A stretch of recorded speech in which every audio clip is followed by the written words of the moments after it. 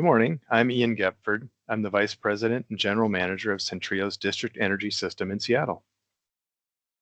And I'm Darrel Tremaine, the Director of Climate, Energy, and Government Affairs at CenTrio. And today we're going to be talking to you about major scale collaborative CO2 mitigation, innovating steam technologies to support imminent climate goals in Seattle. So this is less a case study demonstration and more of a discussion about how we've approached the unbelievably intricate task of transitioning a carbon-intensive legacy steam system to a decarbonized distributed thermal energy provider. And of course, it's all done at warp speed while also considering our role as an environmental, community, and financial steward. So today we'll walk you through the system overview. We'll take a look at some of our region-specific regulatory challenges, some unique locational issues, and then we're going to tell you where we're heading. CenTrio Seattle was initially founded in 1893 as the Seattle Steam, Heat, and Power Company. Our current system is comprised of 2 steam generating stations totaling 550,000 pounds an hour of installed capacity. We distribute our steam through 19 miles of distribution piping to 166 buildings with a combined total of 23 million square feet of conditioned space. Our distribution system is split into high and low pressure service with several strategically located pressure reducing stations. We currently operate a one-way system with no useful condensate return. At present, we emit approximately 70,000 metric tons of CO2 annually. Over the last 130 years, this system has adapted multiple times to the economic demands for new and progressively less carbon-intensive fuel sources. It began with coal when the system was designed to drive the DC electrical grid that powered the Seattle streetcar network. The adaptation continued with an evolution to fuel oil in the 1950s, to natural gas in the 1970s, and then to biomass in 2012.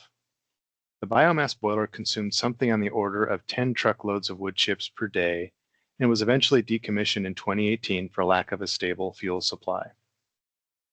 We have now entered the era of cap and trade decarbonization, where the state of Washington looks to electrify all industrial heating and cooling systems, indeed the entire built environment. And that's fine for us because we are an indispensable part of that built environment, and our company's goals align with the new regulatory environment.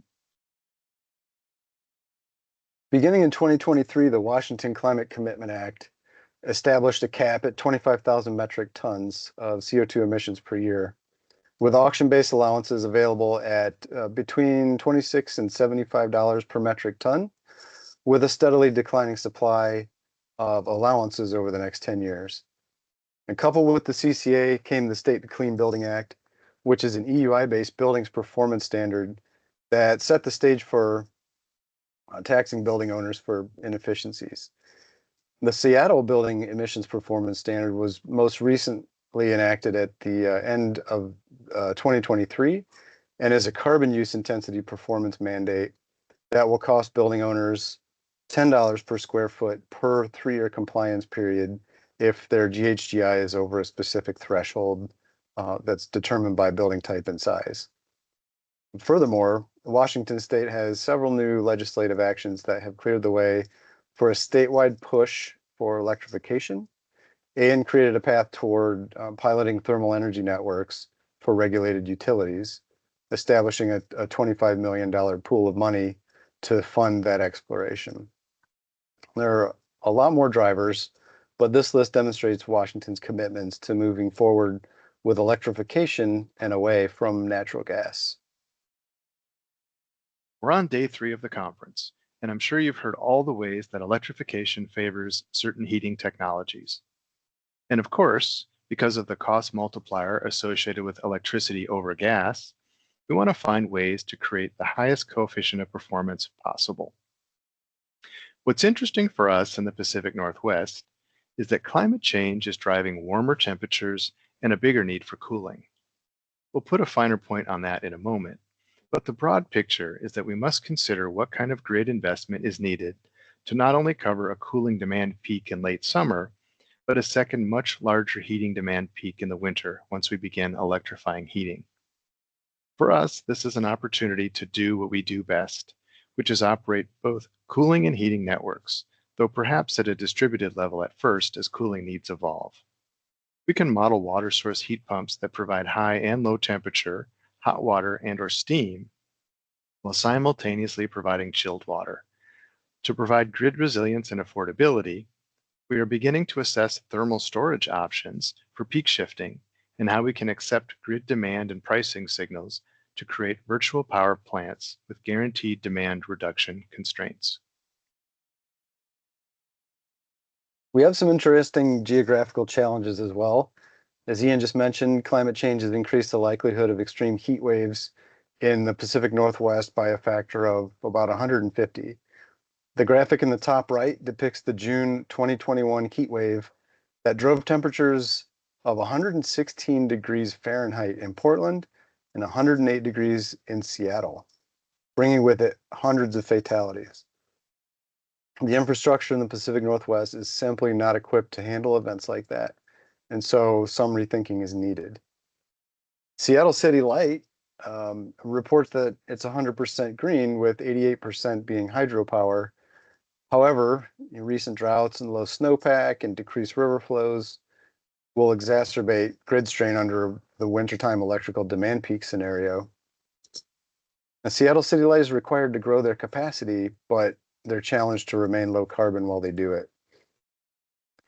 And on top of climate and weather, the region is tectonically active, vulnerable to earthquakes, volcanic eruption, landslide, wildfires, and tsunamis. And with all this in mind, our customers demand that redundancy and resilience remain our top priority as we move forward with our decarbonization strategy. And we need a multifaceted approach to create a new business that can thrive under a decarbonized operations scenario. To approach this plan, we have focused our efforts on these 4 issues as depicted in the slide, which all have feedback into one another and ultimately into the operational strategy. We will discuss each of these issues in the following slides. We are creating closer relationships with the city of Seattle, Washington Departments of Commerce and Ecology, and engaging in lobbying efforts to impact in-process and upcoming legislation. Understanding how and where we can leverage the $2 billion in CCA assessments that have been collected to date is a major priority for us. And we have collaborated with numerous state agencies, technology partners, and national labs to submit federal grant proposals to the DOE and the EPA. And we're working towards state and city level funding opportunities as well. Here, we're expecting to leverage investment tax credits and production tax credit monies available through the IRA, as well as those available for technical assistance, feed and impact studies, proof of concept, and technology readiness level demonstrations, and other kinds of one-off funding mechanisms. We are also deepening relationships with decarbonization technology partners to study opportunities for implementation. To date, we have engaged with 7 technology partners to create a series of alternative decarbonized operational scenarios. We are working closely with industry engineering partners to understand the landscape of technology evolution and opportunities for grid interactivity. We have taken a technology stacking approach to ensure that we're meeting customer demands for resilience and redundancy, especially considering the long-term scenarios of everything being electrified and there being a temporary or even a prolonged grid outage. As we consider our available options, we need to understand the broader implication of our decisions. How will our decisions impact our customers, the city, our regulators, the utilities, our partner organizations? How can our choices improve our relationship with Seattle and Washington State? How can we better the communities we operate in? We're studying this energy transition holistically, from partnering with national labs to blocking out eco districts. And we also have an obligation to consider our environment and ecosystem, and we need to be thinking 30 to 50 years down the road on any decisions that we make today. When you operate a 100-plus-year-old legacy system, Sometimes you have to overcome history and memory to move into the future. We come from a deeply carbon intensive background, and we have to help everyone understand that's not our business anymore.